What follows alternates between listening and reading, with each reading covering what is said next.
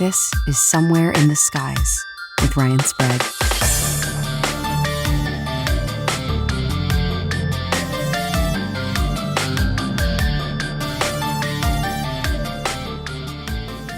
Mike Damante, welcome back to Somewhere in the Skies, my friend. How you doing? Oh, great, man. It's good to be back. It's usually every time I come on and talk to you, it's usually promoting something or, you ask me to be on a guest or a panel. But I think this case, we have so much free time on our hands and, we could create content out of multiple things. So there's multiple things that we can discuss that are in the works and things that are currently going on in the world of UFOs and weird stuff. So I think it was a really good opportune time. I always love talking to you. We don't get to talk often in this. We text every once in a while, and but it's always good to kind of have these conversations. Because you never know when you're going to get the opportunity, if even again, to maybe meet in person. Like who knows? So, Point, man. Yeah, yeah. the So world is very uncertain in many ways right now. yeah. Yeah. Well, I guess we might as well touch on it. I know everyone's sick of talking about it. I'm sick of hearing about it, but we have to. It's very important. It's omnipresent right now. COVID-19. So, how are you dealing with this personally? And how do you think it's affecting the UFO world? You just wrote an article over Mhm. at Punk Rock and UFOs. Everyone should go check that out about how this is affecting the UFO community. But in general, how are you personally doing? How are you dealing with this? Everyone's dealing with it their own ways. So yeah, give it to me straight, man. Yeah, I mean, personally, like I said, I'm a teacher full time, so I don't have to worry about income coming in because we get paid regardless. So I'm blessed in that regard to not have to worry about that. I mean, there's still things I have to do work related, which are right now kind of all in the works in terms of how we're going to be doing providing online instruction and work for now. So it changes day by day. So everything's very preliminary and vague. Yeah. But I mean, in terms of like staying in, like, I think people need to get over it. It's not the end of the world. We still have internet. It's not, we have, it's not a natural disaster, so if staying in it's not it's not a big deal.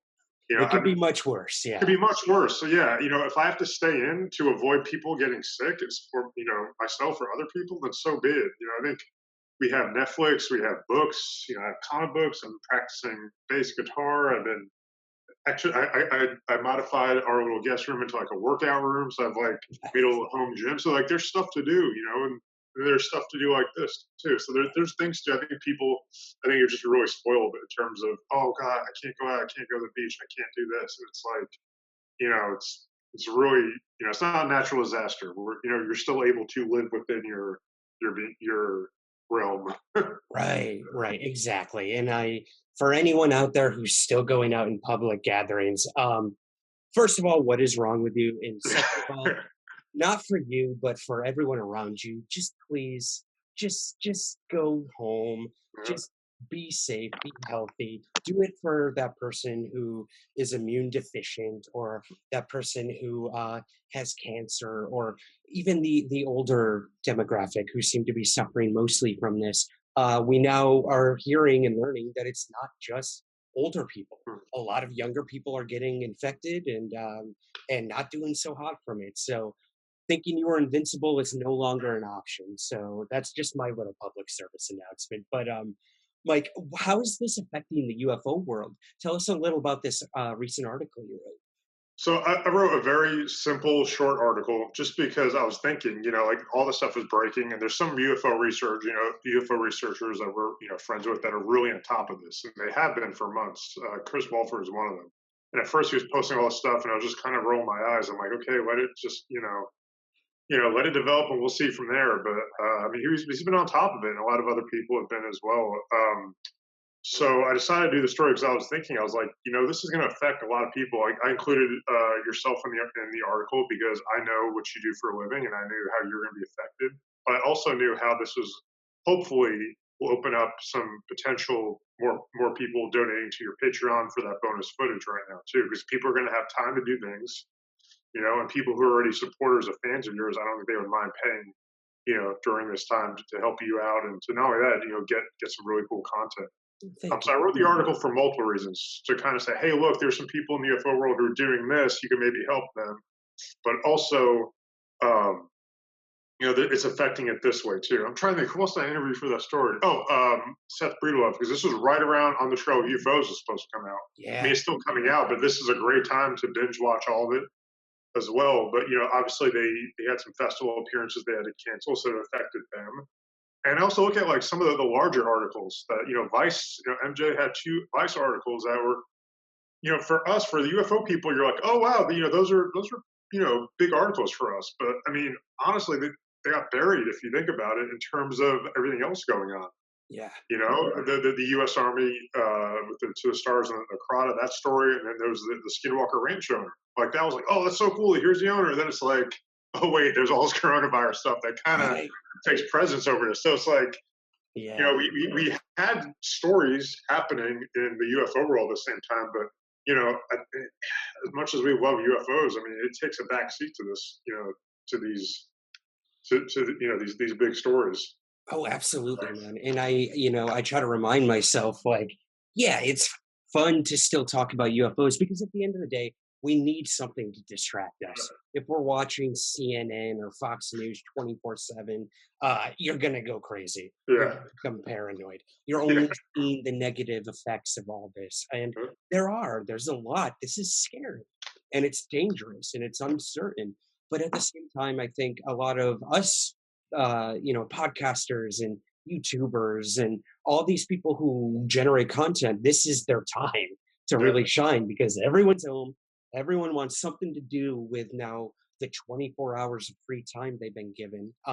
So yeah, I think it was cool that you highlighted that. And it does show that even in the UFO world, a lot of us have been affected in many ways by this. So you'll probably see some podcasts just sort of teeter away and then you're going to see some coming up and it's going to be an interesting time for creators, I think, for sure. But yeah, speaking of creating, before we get to some of the other articles on punk rock and UFOs, I want to maybe introduce you to some of my listeners and viewers who aren't familiar with your work. Maybe a little about each of the books that you wrote. Most of my listeners know you as an author, first and foremost. So would you mind sort of running us through a little bit of each book? If Yeah, I totally should possible. have pulled them up and like put them in the camera, but they're in the I forgot. But yeah, so I'll the put some first book. infographics up. So the first book, Punk Rock and UFOs: Cryptozoology Meets Anarchy. It's basically just looking at kind of what we study as an underdog science and how our belief systems accept some things or rebel against others. And the second book is definitely built on that idea. Punk rock and UFOs, True Believers, kind of took that, but then looked at it kind of in the through the lens of mythology and pop culture and religions, and as well. Not only that, I also wanted to kind of give the average reader, the person who's just picking this up, an idea of where we come from too. So I feature some of the people who research the stuff and their stories too, because for me it was I really wanted the main point of True Believers is making the connection between the average person and people in the UFO community. You just say, hey, look, this is why you should care. These people care, and maybe you should too. So that book had a lot of different goals to it. What it was trying to set out and accomplish, but it was basically written where the everyday person could pick it up, read it, digest it, get where the UFO researchers, the paranormal researchers, get where they're coming from, get how they started, and just to kind of find that commonality. And that kind of brings me to what I'm working on next, which is the third book, which hopefully finds a home soon. And it's like you write a book. I mean, you written a book before, you know how it is, and you put it out, and you're like, oh, good, it's out. And then afterwards, you're like, oh man, I should have done that differently, or Yeah. like I come from a journalism background, and you're used to journalism when you're writing news. You want to get all the news in there, Mhm. of course, but you also write concisely. You don't write extra wordily. You want to be, very straight to the point. So my first 2 books were concise, but they were a little short. Like I think the second one clocks in at like under 170. So it's like it's a light read, but what I'm working on now is like double that already, and it's not where it's not concise, where I'm writing about more things that I'm building upon more things, and I think Yeah. as we grow as researchers and writers, and you're always learning. You're constantly learning, and you're seeing different sides to the paranormal stuff. And you start reading different books, and your mind really expands. And I'm like, man, why wasn't I doing this when I wrote this book? So you kind of regret. Oh, I wish I would have done that.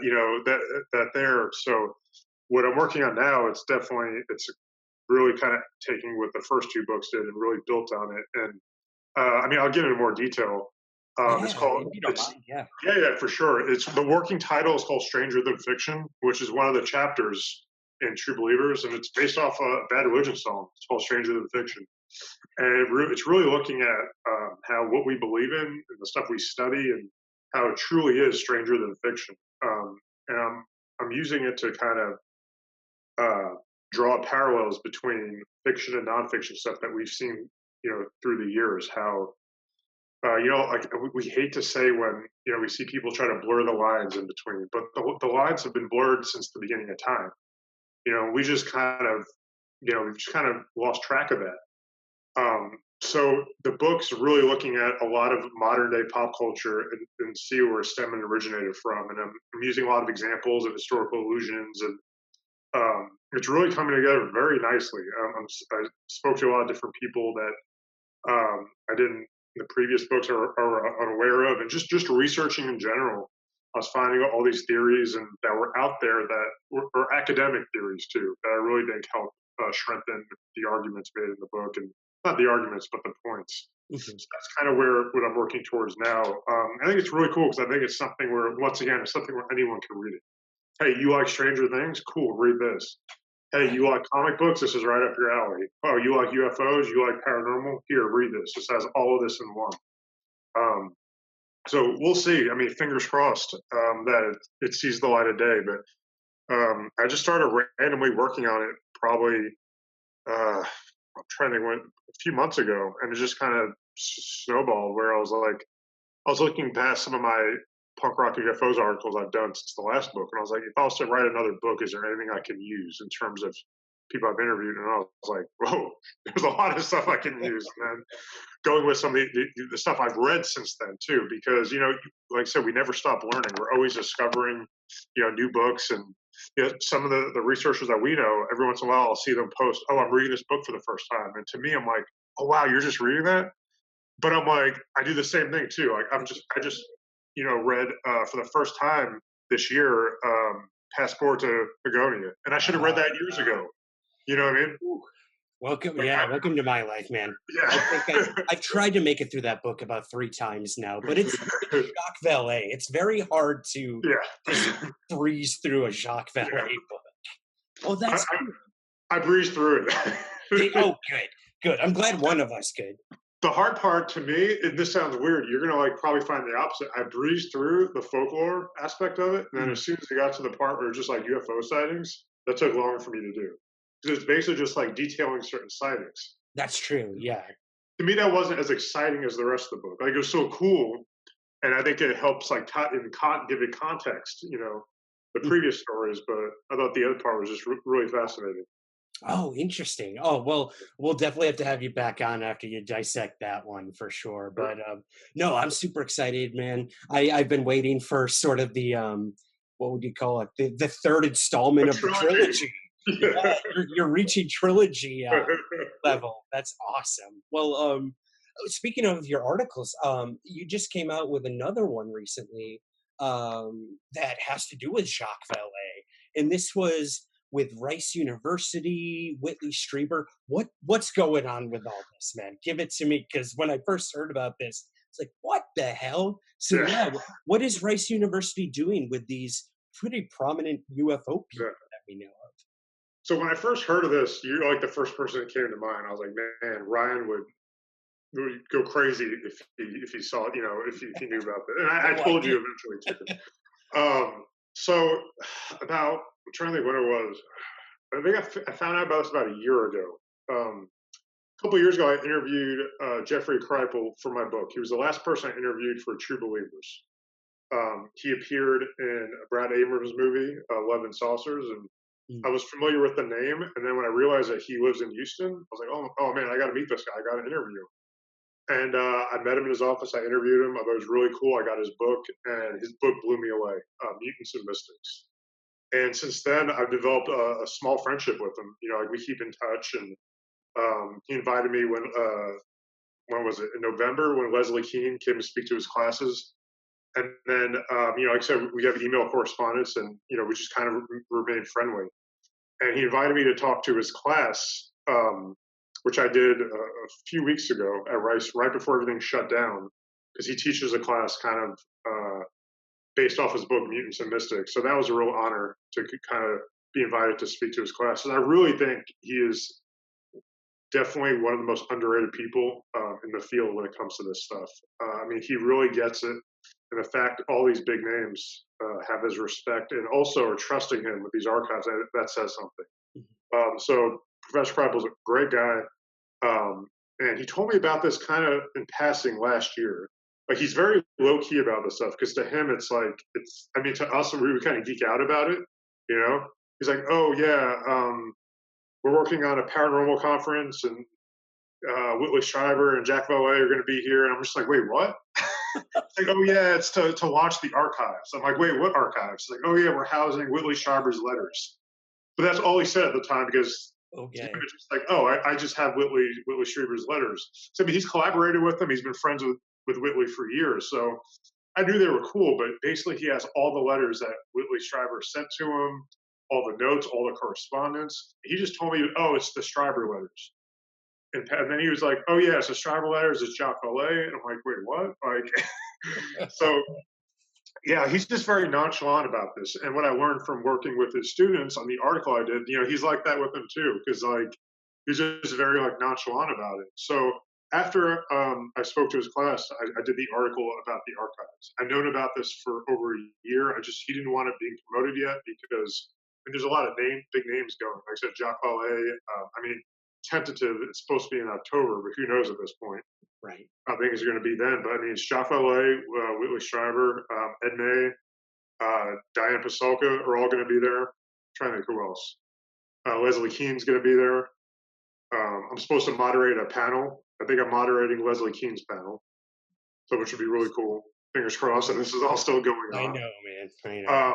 So it's really cool because the library at Rice is housing the archives, and he has, so the library has students who basically work as archivists, and that's why I basically, the point of the story was to like say, hey, this thing exists, this conference is happening, and here's kind of a little bit behind the scenes, and I provided some photos, and I mean, I really could have been there all day if I wanted to, just because it's like there's so much stuff, and I really can't communicate this the easiest way, but it's like it's overwhelming how much stuff is there and what's there. And you saw if you look through some of the photos are kind of vague, but it's like they have Uri Geller's experiments. They have all the data, wow. The raw data. They have the spoon he bent. I think that was one of the photos I took. Okay. And, they have Ed May, who was a scientist for NASA. They have his Stargate project stuff.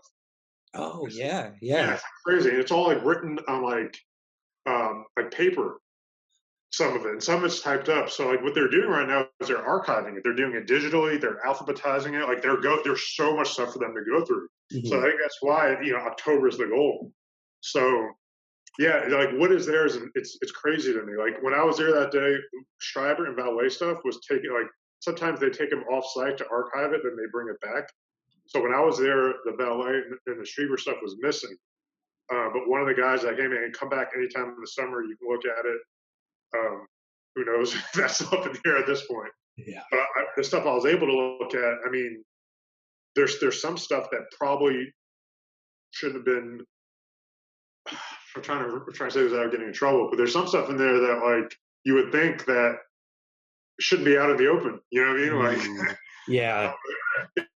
Because like the people who don't believe that the CIA, did any of the remote viewing or telekinesis, I mean, it's there. I saw the data. I saw the experiments. I'm not trying to sound like I'm cool or special because I saw it, because these college kids are looking at it every day when they're archiving it.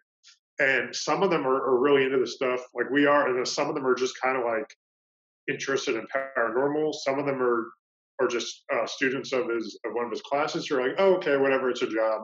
Like some of them don't understand like how cool it is, and then others kind of geek out. So it's like one of the guys I interviewed, I think the quote he said to me, it's like, yeah, it's a job. Every once in a while, he has to like stop in his tracks and like, okay, I need to look at this, you know?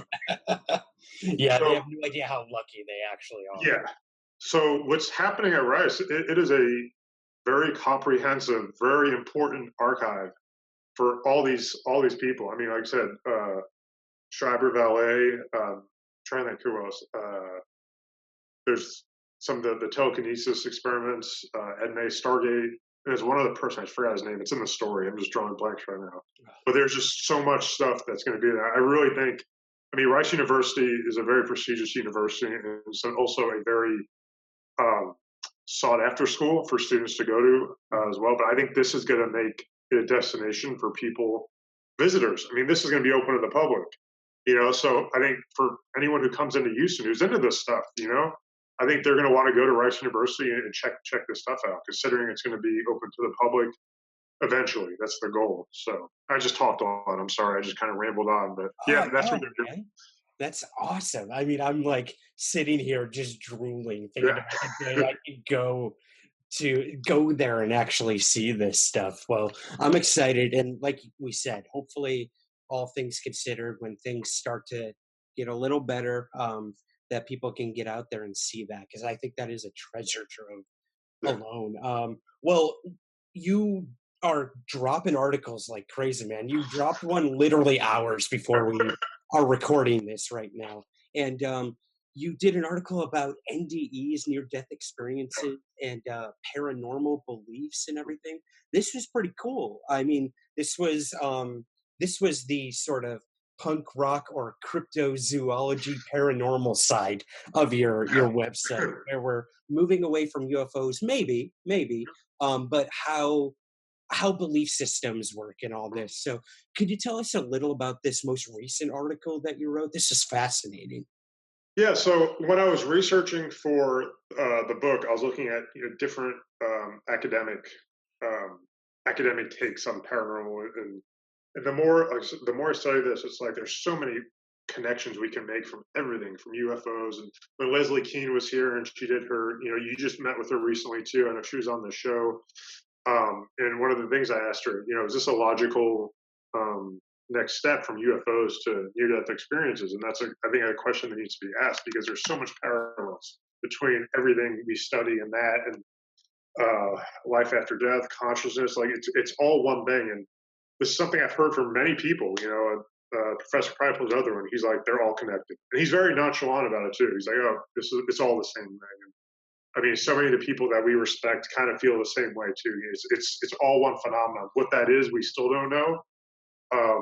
But I think the more we kind of look into it, it's like this is all connected somehow. So when I was looking into some of the theories and hypotheses people were coming up with, the name came up of Gregory Shushan, and I looked him up, and he's done 2 books about the afterlife and near-death experiences.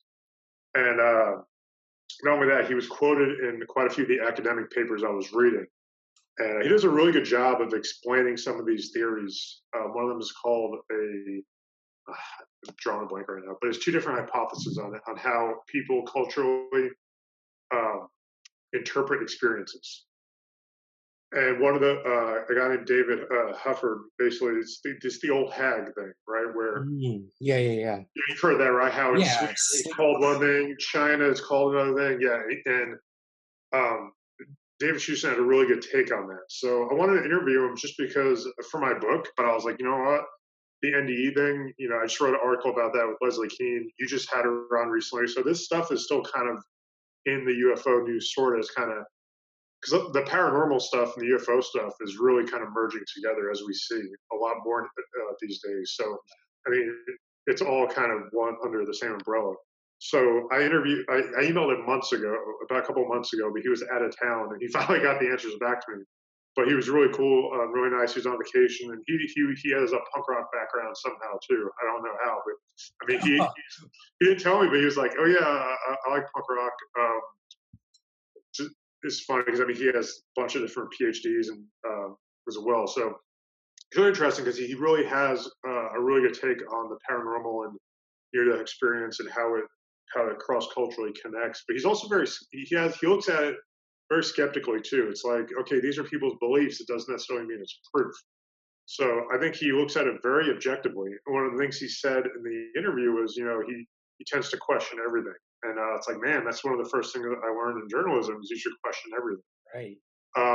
So yeah, that article just came out today, and I think it's a good read because right now people need stuff to read, and it probably take a while to read because it's funny. Like when you interview people, like when I interview you or like academics, like it's funny because I'm usually like you interview people too, right?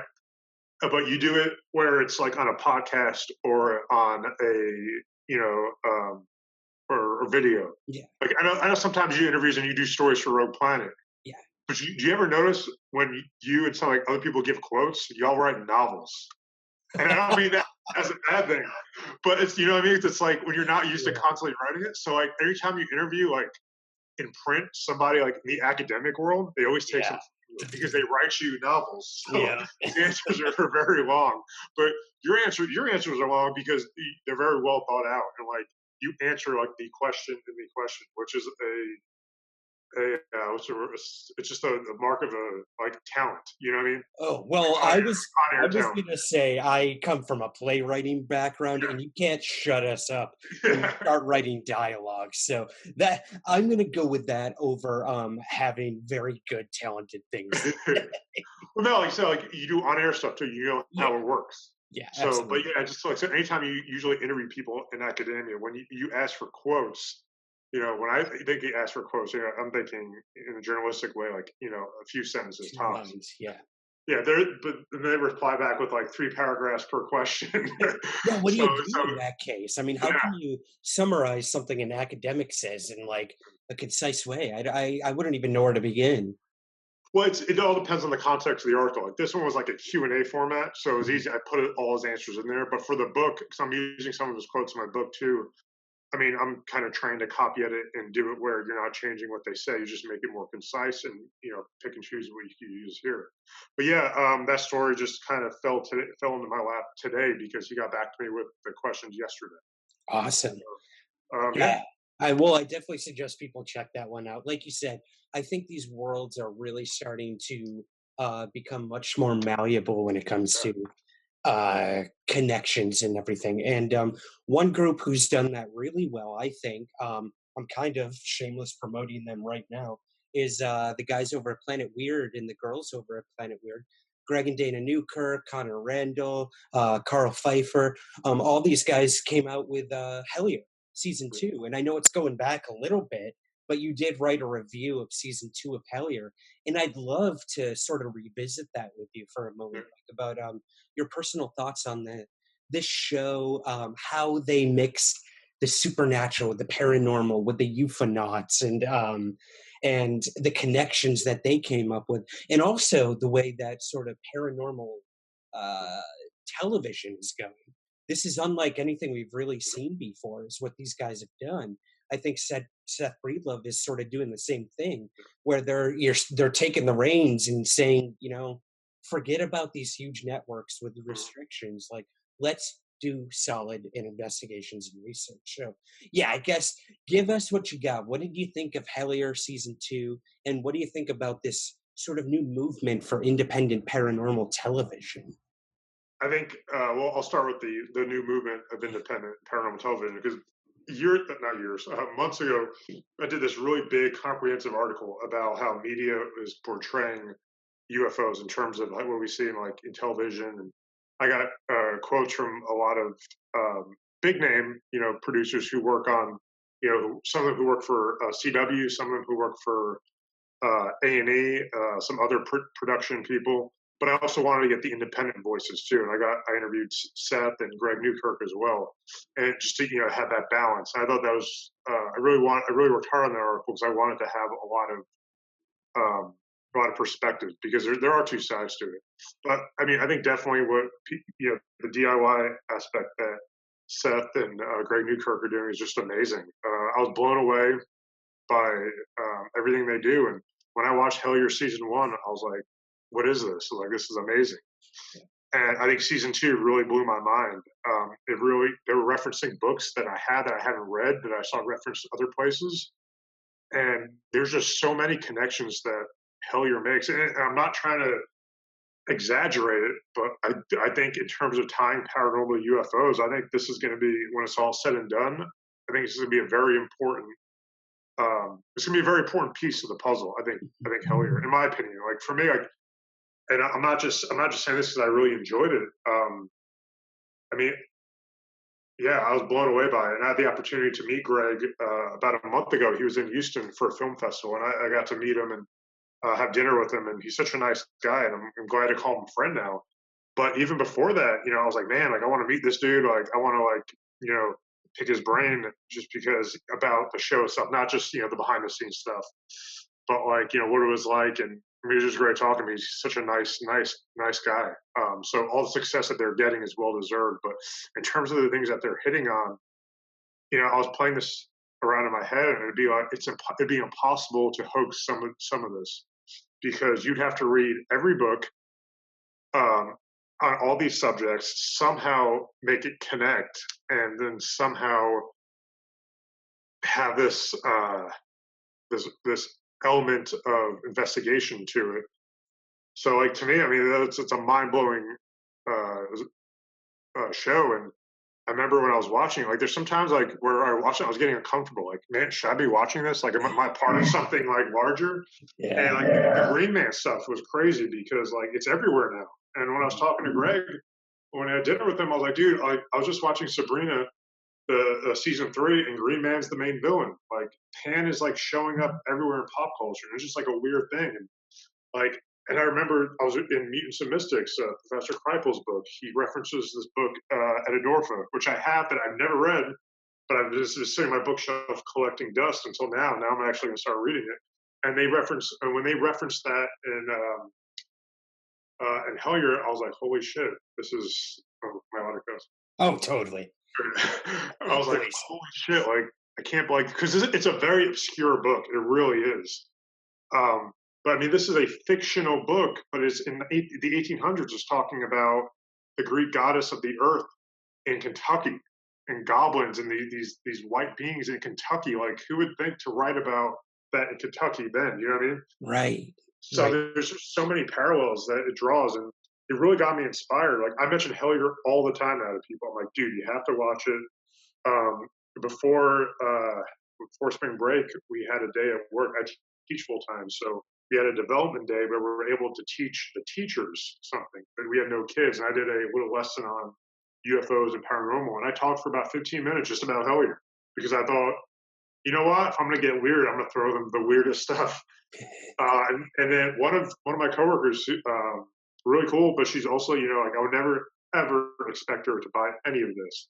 She's like, yeah, you know what you said about the goblins and stuff. She's like, growing up in Mississippi, that's the Appalachian area. She's like, I used to see little trolls on the farm, and my cousins used to see them too. And I'm like, I would never expect her in a million years to come up and tell me this story. So it's kind of mind blowing, and so yeah, what I'm writing now in the book, there's a lot of in the book I'm writing. There's a lot of Hellier-ish stuff, a lot of my own personal theories and beliefs, because like it tied into a lot of stuff that I was reading separate to Hellier and some other theories I had too. Like there's just so many parallels. So I think Hellier is going to be massively important. I know that sounds like an over exaggeration, but I think for the people that get it, it's important. Yeah, it's like that meme that goes around. If you know, you know. Yeah. And I think that's very true. I think anyone who watches Hellier gets this sense of now being a part of it in their own unique ways, their own personal ways. They start making synchronicities and connections, which are deeply personal things to begin with, Yeah. and how it might lay in this big scheme of things. And I think when I had Connor and Greg on the show, they felt as though they were being initiated into Yeah. something bigger than them. And I feel like every person who sees this show is now initiated as well, whether you want to be or not, or whether you believe you are or not. So yeah, I'm excited to see where it goes. I know they're already getting so many new leads after the second season came out. So I'm sure we haven't seen the last of Hellier and the last of what the new perks are up to. So I'm looking forward to whatever comes next with them. One thing I was going to add to that, well, two little things. Is I just kind of thought about this a second ago when you said how they're kind of initiating. They felt like being initiated. What if? And this kind of just popped in my head. Like how like the booking counter is something in UFO. Yeah, What if this is like a modern version of that, that's a really good point. Yeah, would you like a mind digital? actually describing that to my listeners? I Okay, don't know if many people know what the book yeah. initiation actually is. Yeah. So it's this idea where you're specifically drawn to a book for a reason. In terms of ufology, it's kind of like there's a reason why you're reading that specific book. At that Um, time, yeah. at that time, yeah.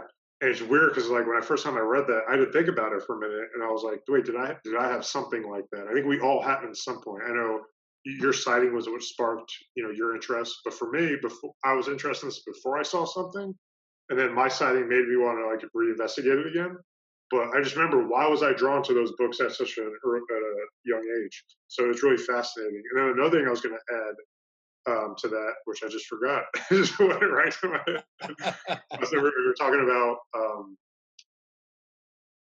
book initiation. We will connect these dots. Book Or connected the initiation, dots. Hellier, watching it. I was going to add something to that. What was it? Well, here's my little gremlin while we're at it. Very cool. Yeah. Adorable, adorable baby Yoda. That I is forgot. from I forgot. that. Oh, Yeah. here's Oh, what it go. was. Yeah. In episode, I think it's, I don't remember the episode, but it's the episode where they mentioned Adorfa. And the lead they got regarding that was actually from one of Professor Kreipel's students. Sent that. Really? He sent that to the Hellier guys, and he said he's like, yeah, I was the one who did that. And he wants to try to book them in the festival in November, hopefully. So Oh, because he's like because like we follow each other on social media. He's like, oh yeah, I saw you met with Greg. I'd love to have him. He's like, oh yeah, I was the one who sent them the. I'm like, whoa, like mind blown. Like so it goes to show you that like there's some college students who were watching this and who were able to kind of draw these connections in some of these obscure books. yeah. Well, that's pretty cool, man. Yeah. Again, worlds colliding as Yeah. I love it. Well, all right, we got to move to the elephant in the room, not COVID, but Tom DeLonge. Um, so much has happened since you and I last talked in terms of Yep. to the Stars Academy and everything Tom DeLonge is doing, all the tweets that he deletes after like 8 hours.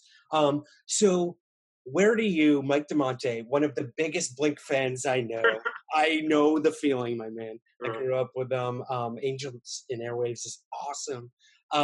Where do you stand today with To the Stars? We got, like you mentioned earlier, we got the whole Crowder thing. Now Yeah. they're working with the U.S. Army, which makes a lot of people really hesitant about what are the real motivations behind all this. So, what do you think, man? Where do you stand in 2020 today when it comes to what To the Stars promised, or even what their mission statement said, and what they're doing today? I guess it's a big loaded question, but yeah, take your time. No, I mean, so I think it's the same how I felt then. I think I'm supportive of their efforts. These things are going to take time. Is everything that we expect going to happen? Probably not. But people don't understand how small they really are. Yeah, It is a really small operation. People don't get that. They think because of who's involved, that it is just this giant cash machine and there's so many people working, and that's really not the case. One of the things, I mean, like I said, my opinion really hasn't changed. Just whatever's going to happen, I think is going to happen. And then people need to not realize too that everything Tom DeLonge tweets is not To the Stars word. It's not like an official thing. And people don't get that. They go off the rails. Just about what he was deleting. Oh, Tom wants a new world order, and it's like, dude, that's not what he said. It's just crazy how people like. 'Cause here's the thing: a lot of people in the UFO community they didn't follow Tom before this. I right. covered I've covered his career, like when I was a music journalist at the Chronicles. I know how Tom operates, and he's been doing this stuff for years regarding music. So now it's about He's a UFOs. loose cannon. Yeah, so people takes what he's saying as word. He said years ago that Ancient Airwaves is going to be the biggest band in the world. Okay, I mean, obviously that hasn't happened, but like he no one was crucifying him for that, like like, some of the people in the UFO community are over his idealistic tweet about, having a one nation. And I mean, if this isn't new, go back to listen to some of the Angels and Airwaves lyrics, go back to listen to even some of the Blake songs. I mean, these themes exist in those songs. So nothing he's saying is new. It's new to some people. Um, but I'll do share like a couple of stories that kind of gives me more of a perspective on how To the Stars kind of uses stuff. And this was back in September, I think. Yeah, so September. Angels and Airwaves was doing their show in Austin, and I went up for it. Obviously, I mean, I'm a big fan, and um, I did the meet and greet stuff before the show, and I was able to give Tom my book, and um, yeah, he was cool. He was nice, and later on at the show, Steve Justice was there. I was like, oh my god, Steve Justice, like crazy. At a rock show, that's pretty. Yeah, and like, I mean, a lot of the To the Stars crew was there. Like Tom's assistant was there, a few other people. And I spoke to Steve Justice for a few minutes, and he was really nice. And the thing I told him was like, hey, look, I'm a journalist. I'm not an investor because that'd be a conflict of interest. And he was really like understanding of that, and he was very supportive of the support that they get through the UFO community. One thing. One thing I was able to draw a distinction though. At the same time, there's a reason why they're so separate from it. And I think and it's not like an arrogance thing or a cockiness thing, but it's like, think about their background, where they come from, all the people, and I'm not saying that, the UFO community is like bottom feeders, and that's not what I'm saying at all. But think about it. I mean, they don't necessarily, for what their goal is, their goal is is a more mainstream thing. They don't need our support 100%. You know what I mean? It's nice to have it, but I think that's a reason why, if you look at who they do press to, there's a reason why they only deal with mainstream media outlets. Right. If they really wanted to, they could come on your podcast, they could grant me an interview, if they really wanted to extend that olive branch. But I don't think they're doing it in a way that's being like vindictive or like snobby. I think it's just like, look, we don't, we just want to reach, these mainstream outlets and then kind of go from there, or we could do the Black Vault route and then just, bash Luis Elizondo until he has to come on and defend himself. But it's an approach. It's an approach. What can I say? Hey, and we love you, John Green. I'm not trying to take shots. You know what I mean, though. But it's like, and then I got more perspective back in December. They came, they played in Houston, and I met Tom again before the show, and I asked if he had my book, and he did, and he says, yeah, I've read through. I haven't read the whole thing, and I brought up that I interviewed Kevin Day and Sean Cahill, and he's like, yeah, keep up the good work. And what I got from that is that they're aware of what we're all doing. They may not acknowledge it all the time, but they're aware of what we're all doing, but it doesn't change the trajectory of what they're doing, if that makes sense. Yeah, totally. Again, I think what people have to understand is this is one company. This is one perception of the phenomenon. And Tom has his own personal beliefs aside from what To the Stars is doing. So I think you bring up a good point. To the Stars is one way to approach these phenomena and these ways of doing it. Can they reach the mainstream unlike most of us? Yeah, of course they can. Yeah. But that doesn't change the fact that there's so many UFO researchers out there doing their own work, continuing to interview witnesses. It's not like these Navy Tic Tacs are the only UFO sightings that have happened. People are still having UFO sightings all over the world. So I think you're right. I think it's good to remember, Tom DeLonge doesn't owe us anything. And also vice versa.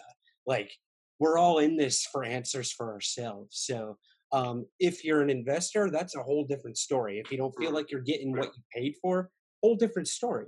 But Tom DeLonge does not owe the UFO community anything, in my personal opinion. Yeah, and I see that. It's weird because like I know those interactions with Steve and the two with Tom and in the early parts of the fall really kind of put To the Stars. I mean, in terms of their trajectory into perspective. Because this whole time I've been trying to get to talk to some of them to no avail. Even though it's like, man, I've had relationships with in the past with some of the handlers, like, well, why can't I get this interview now? And it's frustrating for me as a journalist. It's like, look, man, I used to work for, this top four media organization. Now I run this little blog, but it's like, hey, look, I'm legit. Hey, look at me. It's kind of like that. You get kind of frustrated. But at the same time, though, it's like, look, I'm not Vice. I'm not Washington Post, not CNN, not New York Times. So I think a lot of people in the UFO community, it's kind of like the blow to their ego too. Like, hey, why won't you talk to us? And it's like, I wish they would, but at the end of the day, their goal is beyond that. It's these mainstream media outlets. When they do press, they don't do press often. They really don't, and a lot of times it's done through news releases too, which a Right. lot of companies and organizations do. The goal of those news releases that they send out, that they do on their website, or they email people on their mailing list, is to basically just say, hey, this news is out there. Then journalists can take that, write on it, and then pursue a story from there. So that's the goal of those news releases. And I Yeah. think that's the magic, that they do a lot of their press, quote unquote press, through those news releases. Right. And I And, think no, I was just going to say they only come out with a press release or a story when something has happened, when yeah, something big is going to, shake the foundation of UFO research or discoveries they've made. So, yeah, I think it's good if we're just getting these like tiny teases right, like Tom had done for so long. That's when people get frustrated. I think now they've made a concerted effort to be like, if we have nothing to say, why yeah, the hell say it? yeah. So yeah, we know when we see a new official to the stars statement on something, something big probably happened. So yeah, Yeah, and I think part of that too is, maybe they're not allowed to say something yet. good Are point. the results in yet? No, or maybe we can't publish this yet.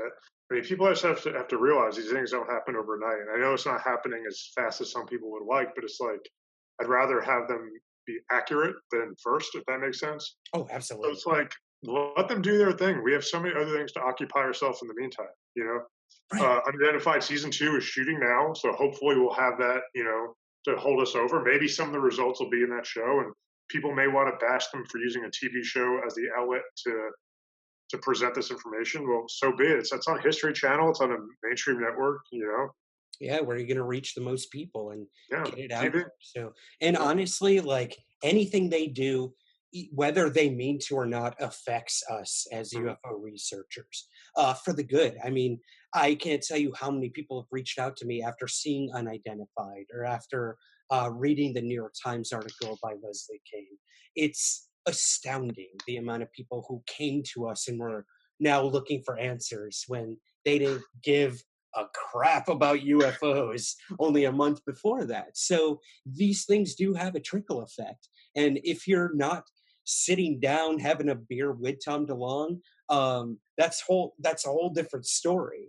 But what he's doing is affecting our work, whether we like it or not. So um, I love it. I still support everything they do. And like you, as a podcaster or a quote unquote UFO journalist, um, I too want to remain objective. yeah. So no, I have no stake in the company. If it goes away, so be it. If it stays, awesome. I can't wait to see what they come out with next. But it's definitely provided us with enough chatter online, Mike. And I want to ask your opinion on this. Hashtag UFO Twitter. Now, this has become kind of an official thing. Yeah, Just like most things, it started from the ground up and people started using it as a hashtag when they're talking about UFOs. But it's like now this new movement and it's got a big following. So I got to ask your opinion, having uh, taken part in a like almost like a video about UFO Twitter, what it is, what it represents. I too just contributed a video to their next installment. What do you make of this hashtag UFO Twitter? What's going on there? And do you think it's good, bad, somewhere in between? Yeah, what do you think? I don't know. There's some people who are really good at it. Danny Silva is always really good on tweeting. Joe Murgia. There's quite a few players that are, really pushing the conversation. UFO Jesus. So yeah, taking part in that video was pretty cool, just to kind of see what everyone thinks about it. And like what I said in the video, it's like there's two sides to it. There's the really cool side where people are able to talk about this subject and share stories and And then there's the bad side where there's this negativity, which is just kind of reflective of the UFO community in general. You know what I mean? Of this constant infighting. So at one point, it kind of creates more infighting, and then but it also creates some friendships along the way. So I mean, I think it's just like any Twitter, like NBA Twitter or hockey Twitter, you know what I mean, or like anything that people follow. There's going to be the good and the bad. But I mean, it's just another outlet of the community. And but I mean, I'm thinking like if I'm somebody who, let's say, if I work for the History Channel or I work for To the Stars, I don't think I'm going to be looking too much at what UFO Twitter in terms of the saying, in terms of like the discourse of moving things forward, because it's like I said, there's a lot of things that would personally turn me away if I was looking at that, just some of the behaviors and some of the constant fighting. So I think I think it's cool that some of us researchers get involved in it. Every once in a while, like I'll chime in. I try to do less of that than I used to, just because it's like I notice like the people who do podcasts and websites and articles and stuff. I think a lot of times we have our fingers tied in that. Mhm. Sometimes I think it's good. Sometimes I think when we're bored, it's cool to kind of engage in UFO Twitter and have these conversations. But I think it's other times is, hey, let's do work and then let our work speak for themselves. Then people can make conversations based off the work. I think that's really cool too. When one of us does work and then it becomes a conversation piece. I think that's a really good aspect of UFO Twitter. You see like these big threads, and I think that's definitely a positive for sure. But like for me, I think UFO Twitter is cool. I don't engage in it as much as I probably used to, or even at all. I mean, every once in a while, I guess I'll chime in. I don't know if I'll use the hashtag, but I think it's cool. I think that a lot of the people involved in it are good dudes. So yeah, Yeah, they're passionate. yeah, That's the word I would use, and we need more of that. I mean, before UFO Twitter happened, before To the Stars happened, I'm gonna be honest, the UFO field was boring as shit, and it was stale, and we're talking about Roswell and Rendlesham, and don't get me wrong, like, those are my favorite cases, and the case history is what we thrive on, but, we were always looking for something new to shake things up, and I think it's happened. And when that shift happens, you do start to see a lot of the older guard, as it were, start to get a little hesitant and be like, "What is this? What's going on? Not in my backyard," sort of mentality. But we love them, and I think if the younger people can build off of the research that came before them, that's all we can ask for. And there are some really good conversations going on over on UFO Twitter, so I definitely suggest people check that out. Well, to sort of wrap things up, Mike, I gotta bring it back to, unfortunately, COVID-19 and what we're dealing with this global pandemic. And optimistically, we make it out of this, clearly not unscathed, but we find a way to get through these things. We always do. Uh, Coming out on the other side of it, do you think this is going to affect people's beliefs or the way they interact or just the human condition coming out of something unprecedented that we haven't seen before? um, where where do you think we'll be as a race, the human race, in terms of looking at the alien question after all of this? It's a big broad question, but I'd love to get your yeah. thoughts on where can we even begin to ask that question. Man, that's such a really important question. I mean, you look at it like, how does humanity react in the face of, you know, strife? I mean, just look. I mean, you see people band together during natural disasters and acts of terrorism. I think this is no different. I think there needs to be obviously more solidarity amongst the people. I think that a lot of that comes from our leadership in this country.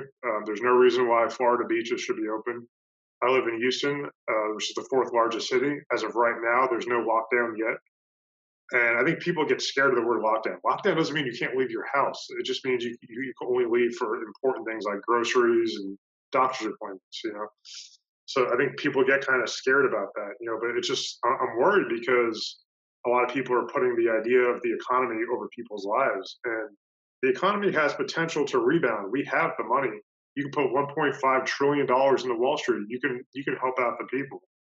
What I was reading, I'm not sure when this is running, but I was saying today was, what I was reading today was they may be pressured to send people back to work in like 2 weeks just to get the economy going again, which would just really end up costing, probably in the long run, it's going to cost the economy more because more people are going to be in the hospital, more people are going to be dying. So it's like, Yeah. what do we value as a society? Do we value money or do we value life? So that's kind of like it's weird because like it's showing greed is showing its ugly head right now. Mhm. Like you have people, the people who are staying in, doing it for the people with immune problems and for the older people, like that's great. But then you also have the people who are in charge who are not not doing what needs to be done. So it's frustrating that they're at this time people can still be greedy, they can still be ignorant, they can still not see the big picture. So how we come out of this, I don't know. I just hope we do.